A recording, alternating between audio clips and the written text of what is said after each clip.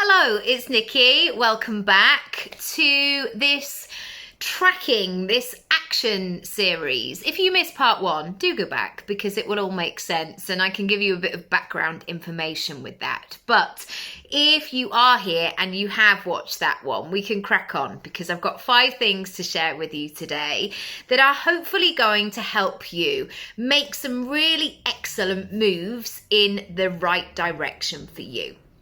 So step number 6 has been a work in progress, and I've tried lots of different things, and it's still, I would say, quite imperfect. I would like to be that person, and if you know somebody who can make me one of these, please let me know. But I would like to be this person who kind of almost does the numbers every single night, where I log into my spreadsheet, I tick the things off, and I, in a way, am able to track all these things. But for me, that doesn't necessarily work and it feels a bit rigid. But therefore, it's about looking really regularly as to what is going on. Now, what used to happen, because again, this is very much a work in progress, what used to happen is I would kind of go like this. So I might have like 6 months of doing something, I'd be all in, and then it would just tail off and I wouldn't do anything. And it was much more about highs and lows. And now what I found is I'm in that lovely middle. Now what I find is that I'm in this lovely rhythm where I tend to stay in the middle, even if I miss something for a couple of days, or like I was mentioning about running for 7 days, if I did that and then I had a day off, then I can pick it up again. So I feel that I'm never far away from what it is that I'm working on. And equally, you know, if I get flu and I'm in bed, I'm not going to shove myself out there for the sake of it, because that's not helpful and that's not useful anyway. And so I'm really trying to look at things in a holistic way as well and make good decisions. Ultimately, that's all we can do. But tracking daily will give you so much insight as to what is actually going on.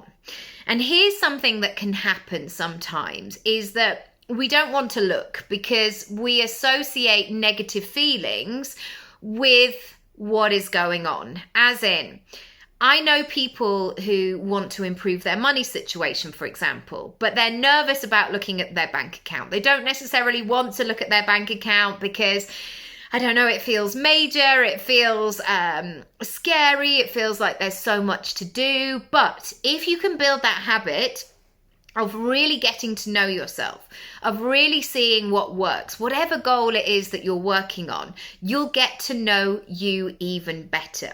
And what you can do then is you can make tweaks accordingly. You can really work in a way that feels excellent for you. Next, number 7. I want you to notice it all and celebrate it. Now, the thing with running sometimes is I don't feel like it, or I don't want to do it. And all the excuses come out to play, like the noise in my head is so loud. And what I have learned to do over the years is to distract myself, essentially. So say I am out and about around the streets and my body feels tired that day. I make up all kinds of games, like spotting games, or I think about something, or I give myself a problem to solve. And I really keep my mind busy. And my kids are great for this because we have a thing in our family, I've talked about it loads before, where we spot yellow cars. And they love it when I come back and I'll say, oh, I saw 7 yellow cars today. And they will all, I mean, they know the rules of this game. It's not a yellow car unless somebody else has seen this yellow car. It doesn't count. It has to be more than one person seeing this yellow car. Otherwise, you could just come back and say, yeah, I saw 51 yellow cars today. No, other people have to see it. But again, me looking out for yellow cars, invariably there are more than you ever think there's going to be, by the way, if you want to play the game. There's always more yellow cars than you think. And also it brings a smile to my face, like, oh, there's another one. Oh, I can't even count that one. I've seen it, but my kids are going to call me out on it. And it just lightens the situation. And whatever way you need to get into that lightness and brightness in your head, even in really tough times, it can be really profound. I always think about this at, funerals sometimes, that you end up having an amazing chat with somebody. Or I remember with some grandparents, I got to meet some of their friends that I hadn't met before. And this was our first encounter, and they'd known my grandparents from being my age. I was, 25 or whatever at the time.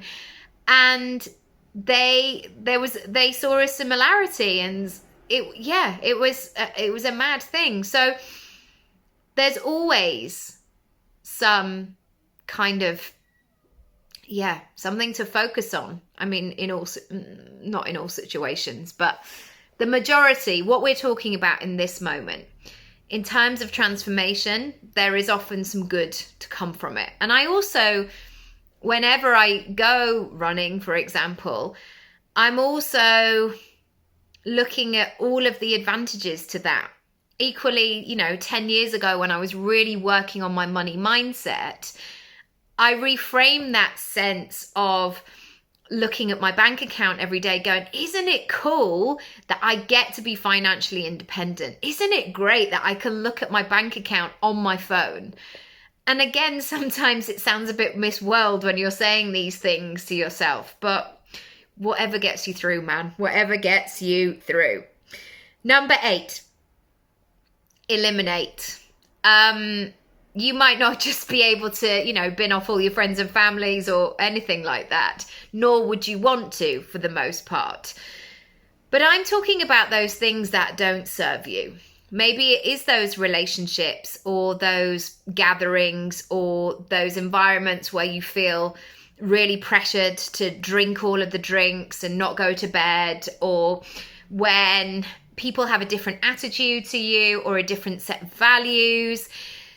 In accordance with your future self, it's time to be discerning and deliberate and really think about what is going to be in service of the person that you are becoming. Now, excuse me, you might do that automatically.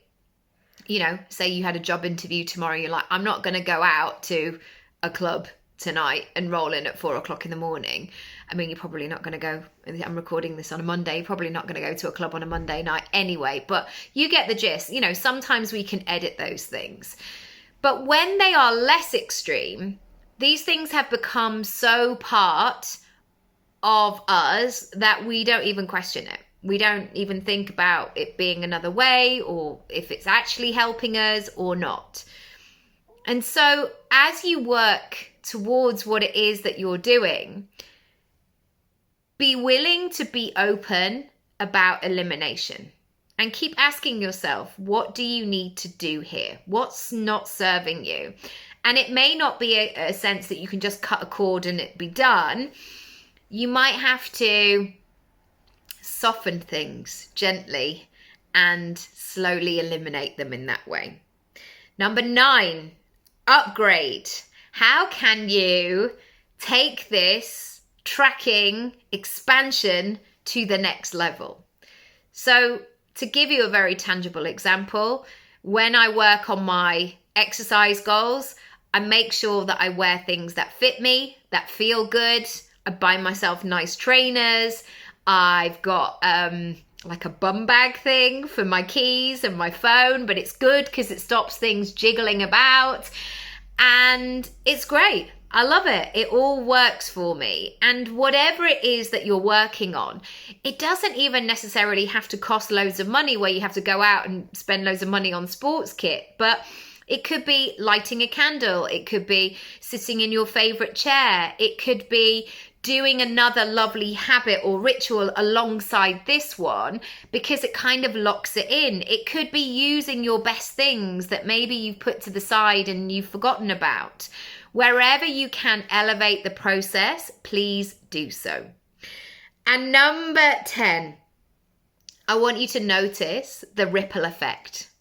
And I keep coming back to exercise because it's just a really notable one. But I noticed when I was exercising a lot that I didn't do those old lady noises. You know, when you get up from a chair, like, oof, ooh.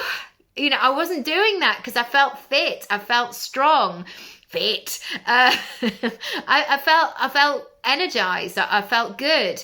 I noticed the ripple effect that I was thinking more about what I was going to eat. I made sure that I had enough water, so therefore my brain worked in a better way. I slept better after years of not sleeping. I was kinder. I was more patient with myself. I was learning a habit. I was learning how to do hard things. And when I did hard things in one area, it helped all the other areas of my life as well. So that brings us to the end of this mini 2-part series. I would love to know what you're going to not just take away, what you're going to do with this information. Which one of those 10, and I can go through them really quickly. 1, understanding yourself. 2, committing imperfectly. 3, control the controllables and focus on what you can do. 4, the stories and the truth. 5, creating systems with toddler care. 6, track daily. 7, notice it all and celebrate, as in the yellow cars. 8, eliminate. 9, upgrade. And 10, the ripple effect. What are you going to do? Which one of those are you going to pick off the shelf and experiment with and see how it lands? I would love to know. Use the messenger button on my website. Let's put some time in. If you want help, if you want support, if you want accountability, let's do this thing. Let's roll whilst it's in your head. And I always think that there's a reason that, you know, you've got to the end of this video here. You could have easily gone ages ago. There's something that intrigues you about this. There's something that is calling you, that wants to be explored further. So all I'm going to say is trust that. It could be a part of your body. It could be your higher self talking to you, whatever it might be. This is meant for you. You can do this, and I can't wait to see what happens next. As always, rate, review, subscribe, follow along, and let me know what you're going to do. Bye.